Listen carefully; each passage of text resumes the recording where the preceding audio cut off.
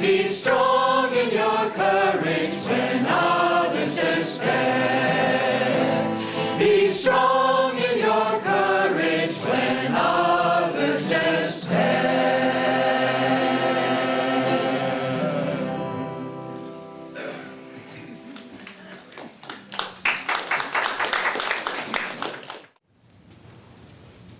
Morning, everyone.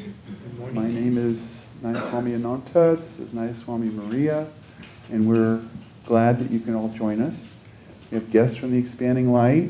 We have our community members, and we have people online. So thank you all for coming and joining us. It adds to the power of the satsang when you come and join us. It's more fun. So thank you for coming.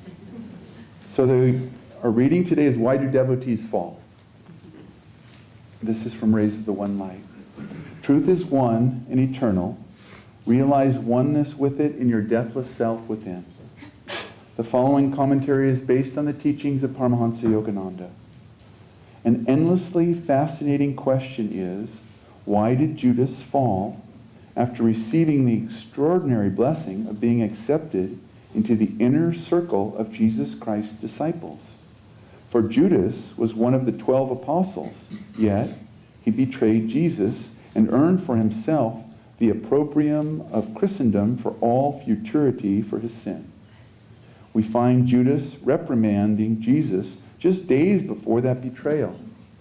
Jesus, aware that his disciples would soon be facing, with his death, the supreme tragedy of their lives, allowed Mary to express her devotion by anointing his feet with costly ointment. This act of wanton waste, as Judas saw it, awakened indignation in that disciple. Why was not this ointment sold for 300 pence and given to the poor? This, he said, not that he cared for the poor, but because he was a thief and kept the purse and bare what was put therein. Then said Jesus, let her alone. Against the day of my bearing has she kept this. For the poor always ye have with you, but me ye have not always. Doubt not the power of delusion. Respect it. Indeed, fear it, though not in the sense of cowering before it. For as Yogananda said, one is not safe until he attains nirvikalpa samadhi, the state of final union with God.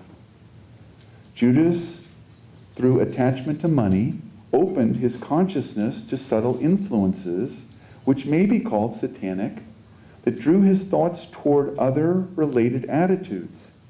The importance of worldly power, for instance, and of worldly influence. The Bhagavad Gita gives a graphic explanation of how easily the mind can be drawn downward once it begins to feed on wrong attitudes.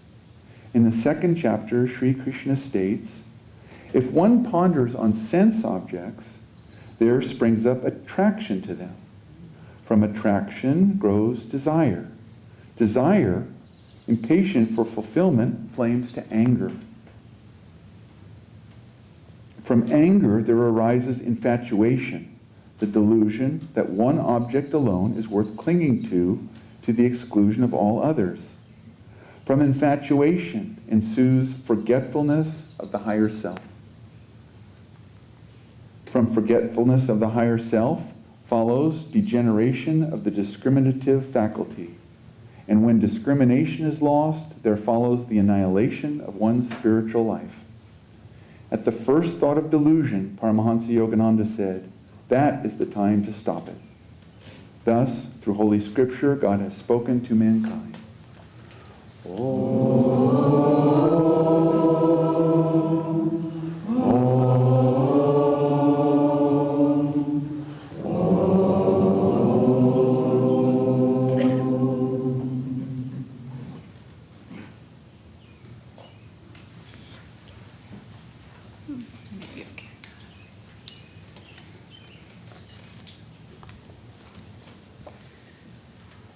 Hello, everybody. I'd like to read from Yogananda's Whispers from Eternity, and this is one of his prayer demands. These are big. Okay. This is entitled Demand to Set Fire to the Forest of Darkness. I built a fire of devotion in the dark forest of delusion. Alas, the fire only smoldered. Then thou didst come and set fire to a few of my frailties. The fire quickly spread, consuming the bushes of my prickly desires, my tall, towering vanities, and the thick underbrush of my arrogance.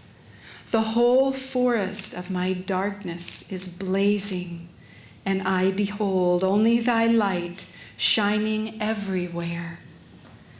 I thank thee, Father, for thy help. Help me thus always. Let me open a path of light for all to follow.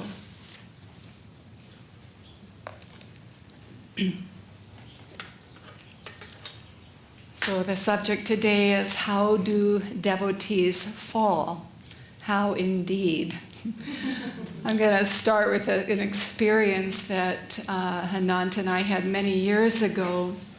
We were hiking in Northern California in the redwoods up there, and we'd been at it for days, and on this particular day we decided to take a trail more off the relatively beaten path. And it was a trail that went far, and it climbed. It was very, very steep.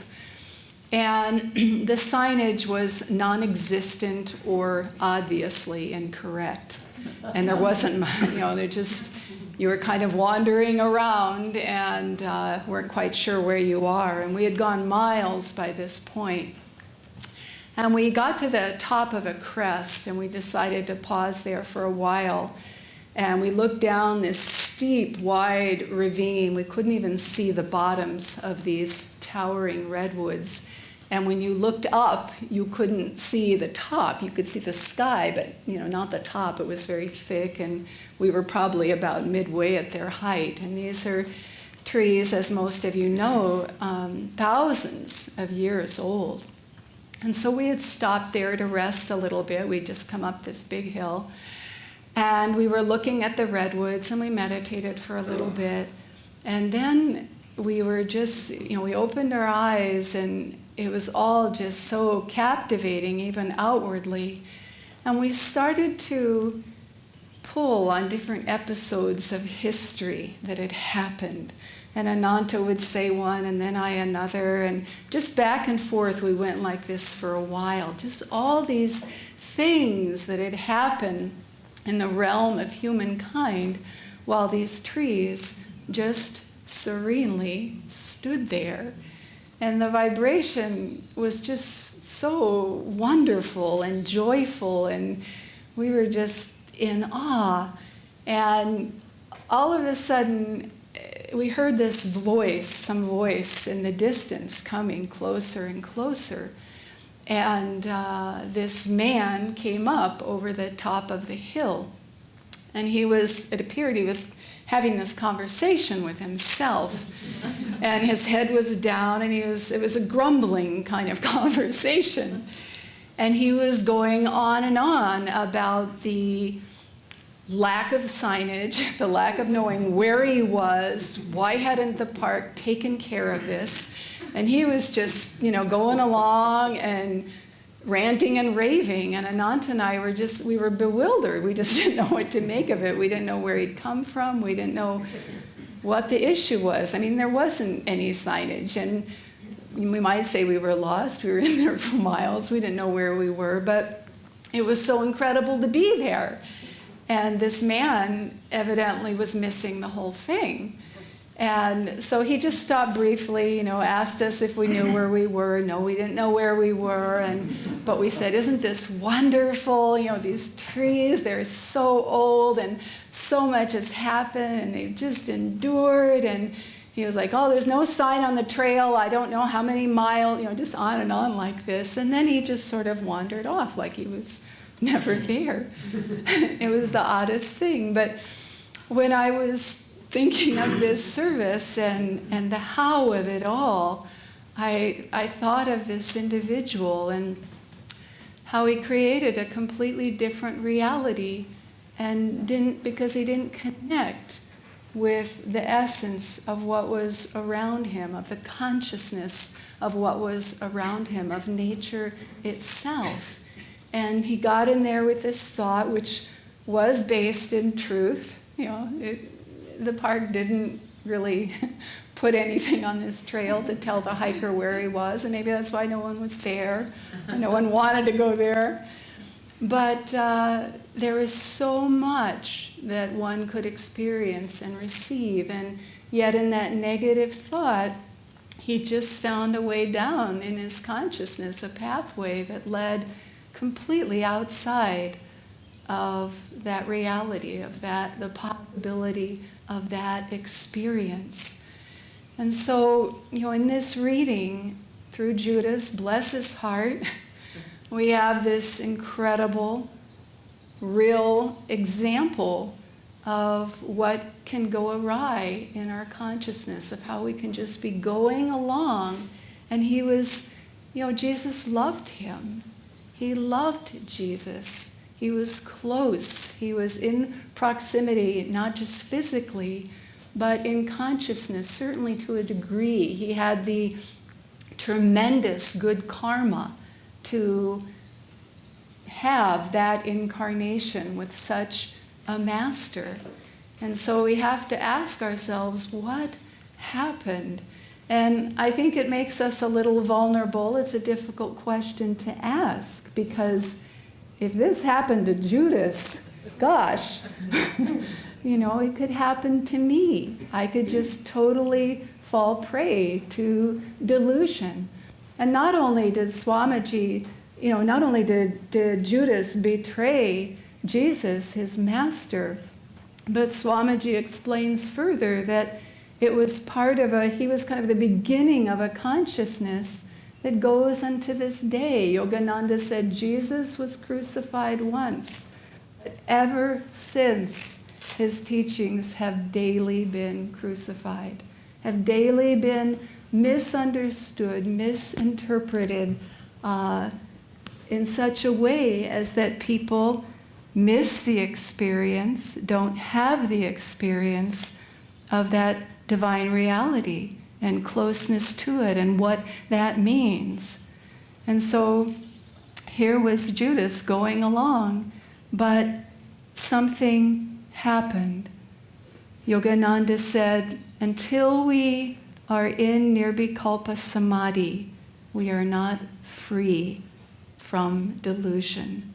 Again, it kind of makes you quake a little bit. But it also tells us that we have to be very vigilant, extremely vigilant. We have to pay attention. When you read the Bhagavad Gita and you experience this dialogue between Arjuna, the disciple of Krishna, and Krishna, the Lord. And Arjuna, he asks everything of Krishna. He plays the role to its fullest, and sometimes he's confused. Sometimes he's not clear. Sometimes he simply doesn't understand. But what he does is he keeps asking Krishna. It's like a little child, why is this happening, Mommy? Why is this happening, Daddy? On and on and on, and you're kind of like, ah! But again, Arjuna he just plied Krishna with the questions, which is to say he tried to understand, but he tried to be close. He tried to get to and feel the consciousness that was Krishna, because he knew and trusted in a part of himself that if he had that, he would know what to do. If he had that, he would do the right thing. And Krishna says to Arjuna, Arjuna, be thou a yogi. That is so telling. There is so much teaching there, because yoga means union. It means union with truth, union with divine consciousness. And he's telling Arjuna, even more than the yoga of wisdom, even more than the yoga of karma yoga of action, be thou a yogi. In other words, live that life that in every moment you're trying to inwardly seek unity with divine consciousness, unity with the guru, unity with truth. That's what being a yogi is about. And if we do that, if we try to do that, we're going to always be close to that consciousness and always have the support of that consciousness. Paramhansa Yogananda said, talked so much about the importance of attunement. And he said, at the first feeling or instant or awareness of delusion, that's the time to stop it. And the way to check that is by being the devoted yogi, seeking that unity, seeking that attunement. And Yogananda tells a story of one of the disciples. So again, someone close in proximity, not just physically, but in consciousness to the master. And this particular disciple had a number of physical disabilities and issues that prevented him from doing a certain kind of work, certainly doing much physical work. But that's exactly what Yogananda gave him to do, physical work, and a lot of it, and it was hard. But the more that he did it, the more he just got into it and did it as best as he could, interestingly enough, the healthier he became. And his health improved and condition improved. And this went on for a while. But then he wanted a different job. He wanted something else, perhaps something more centered in the work, or at least that's how it seemed to him. Yogananda gave him another job. And he gave him an office space, and he fixed it up real nice. He made it real comfortable for him. And so he worked there for some time. And after a while, his health started to get worse again, and worse, and worse, and worse. But it didn't stop there.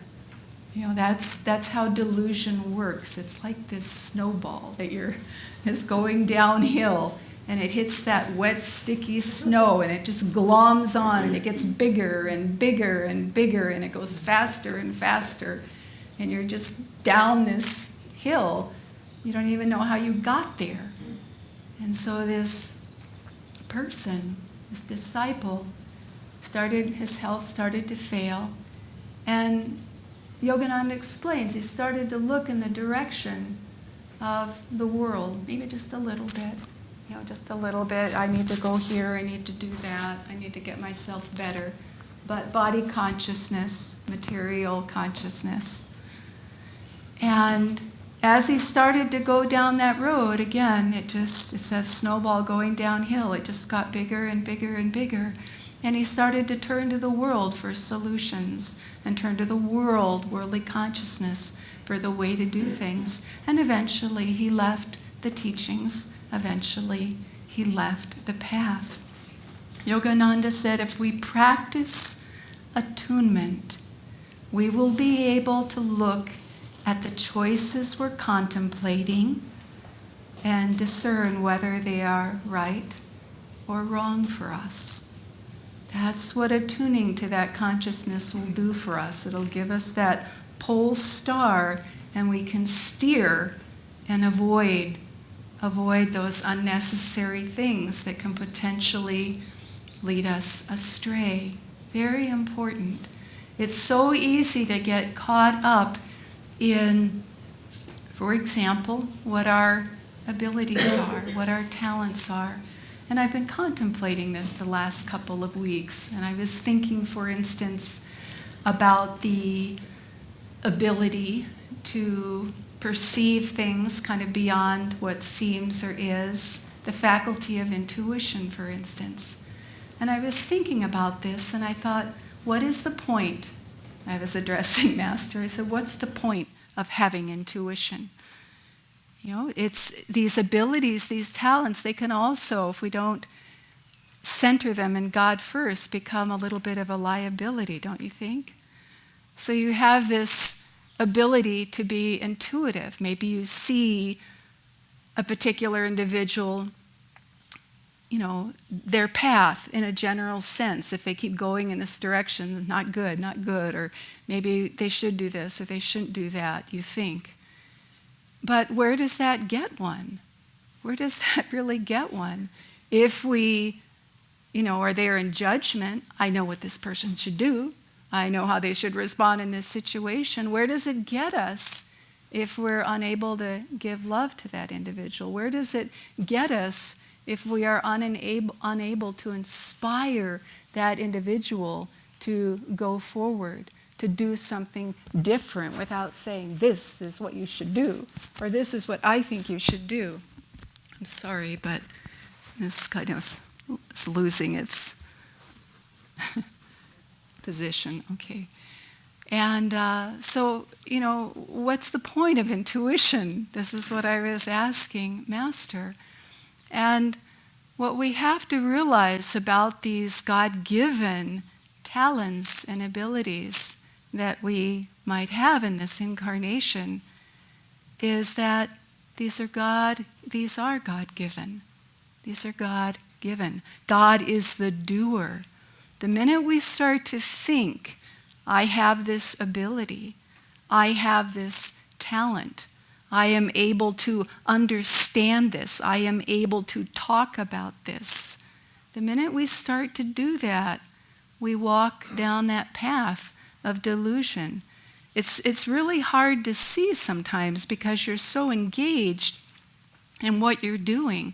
And God has asked you to use these abilities. God has asked you to channel this energy. But God is the doer. And it's so important that we live in that consciousness. You know, what happened to Judas was just that little thought. Maybe I know something here. Maybe I can contribute something here that Jesus doesn't know. And we need to be instruments of contribution, of energy. We are the instruments for the divine, but it's staying in tune with that consciousness and knowing at all times, trying to know at all times, and accept and acknowledge and live, this is where it's coming from. This is Master. This is God. This is not me. If I can help here, okay. But in any contribution of energy, try to see it as an offering back. Okay, you gave me this, I'll be your instrument. This is for you. And that'll keep us in that consciousness of being inwardly free. Yogananda spoke of a young boy that came to the school in India that he founded in Ranchi. And Yogananda accepted boys under 12. That had just kind of been the pattern and the rhythm, and there were reasons for that. They hadn't gotten into so much trouble, perhaps by then, right? So, but these parents came with this boy who was a little bit older and kind of already trying to cut the strings a little bit. And he would smoke. His parents tried to get him not to smoke. I think they finally gave up and thought, let me get him into this school. And Yogananda said, well, I don't accept children over 12. And then he paused and was inwardly tuning in. And he said, I'll take you on one condition. If you're willing to be good. And then he said, I don't want to be a detective. I don't want to be hunting around, finding out whether you're smoking or not, doing the right thing or not. I want to be your friend. And if you can be truthful with me, I will do anything I can for you. I will help you conquer this. But if you lie to me, I can't do anything. Don't lie. And he said to the boy, he said, you've been able up to now to deceive your parents, but you aren't deceiving yourself. You're miserable. Well, that really stuck a chord in that young boy. And Yogananda welcomed him. And some time went by, and I guess he was doing pretty well. And one day he came to Yogananda, and he said, I so much crave a cigarette. I really want to smoke a cigarette. And Yogananda said, here, take this money and go get them. Because he told the boy, if you ever want anything, I'll give you the money, you go get it. Don't steal it, don't beg, don't do it without telling me. So he came and he told Yogananda this, and Yogananda gave him the money and said, go get the cigarettes. He said, I don't want them. Yogananda said, take them, go get them. And so this tussle went back and forth for a while. And finally the boy said, I don't know if you'll believe me, but I don't want to smoke anymore. And at that point, Yogananda, in the story, he says, and that boy, through discipline, through attunement, became a saint. He became a saint. And Yogananda probably knew that. It's probably why he took him. But the really miraculous thing is that he put out the necessary energy to change, to go forward, to walk away from his delusions. And Yogananda said, when we put out energy, when we put out effort, we tap into spiritual consciousness. We tap into that reality, experience, and memory of the soul within ourself. And that carries us forward. He said, after all, we are humans only for a few incarnations, but for eternity, we are children of God. Isn't that beautiful? That's what he wanted us to focus on and remember. You know, we can get all hung up in the power of delusion. Yes, we need to give it great respect. It is there. It is powerful. We're carrying around all manner of samskars and vrittis of energy, and who knows what way they might go. But we can't worry about that. We need to just, as Sri Yukteswar said, one foot in front of the other, doing, one day done, and keep in that close proximity to the consciousness of those who love us as no other can, of those who will help us as no one else can. Our line of gurus, the masters, our beloved Swamiji. I wanted to close and read something that Swamiji wrote. He wrote an expanded version of this raise from which Ananta read. And from that, I wanted to read these words, because in that Gita reading, it's so clear, you know, the process that happens, the snowball rolling down the hill, delusion taking over. But equally as strong, even more so, is that reverse flow that we are tapping into when we tune into the Guru, when we tune into their consciousness. And so Swamiji writes here, implicit in this warning of the Bhagavad Gita is a concomitant promise. For when a person concentrates on spiritual ideals, he feels himself increasingly attracted toward them. From this attraction grows the desire to live by them. The desire to live spiritually develops into an intense yearning for God.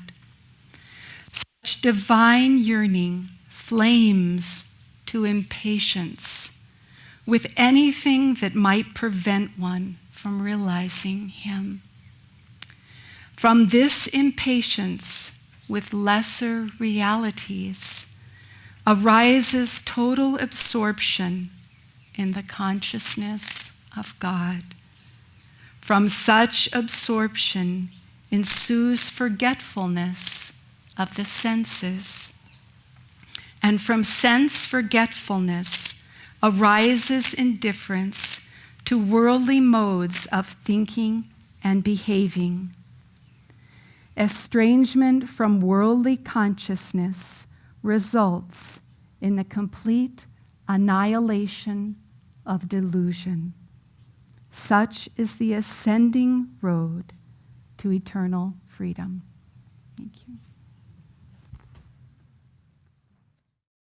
This song by Swami Kriyananda called Krishna's Flute is a song of the devotee responding to the call of Lord Krishna. I've heard your flute high on a cloud. Your call I can't resist. Oh, let me come and play with you. We'll scatter music with the dew and sound the morning mist. I've heard you piping on a hill. All else I've set aside. Oh, let us dance the mountain peaks. We'll skip with breezes on the creeks and soar the valleys wide.